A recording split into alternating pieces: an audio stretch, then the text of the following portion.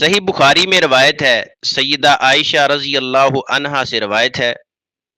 انہوں نے فرمایا رسول اللہ صلی اللہ علیہ وسلم نے اپنے ذاتی معاملے میں کبھی کسی سے بدلہ نہیں لیا، ہاں جب اللہ کی قائم کردہ حدود کو پامال کیا جاتا تو پھر آپ اللہ کے لیے بدلہ لیتے تھے۔ اس حدیث کا مفہوم ہے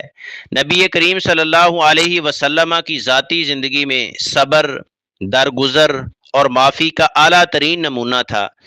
کسی نے آپ کی بے ادبی کی، آپ کو تکلیف دی، پتھر مارے، سر اور پاؤں سے خون نکل آیا، تانے دیے، لیکن آپ صلی اللہ علیہ وسلم نے کبھی ذاتی طور پر انتقام نہیں لیا۔ جب اللہ کے دین، شریعت یا حرام و حلال کی حدود کی ہوتی تو نبی صلی اللہ علیہ وسلم نہایت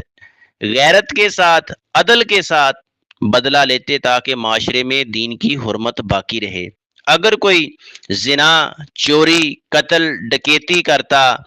جھوٹا الزام لگاتا یا شرعی قانون کی مخالفت کرتا تو آپ صلی اللہ علیہ وسلم حدود الہی کو نافذ کرتے تھے۔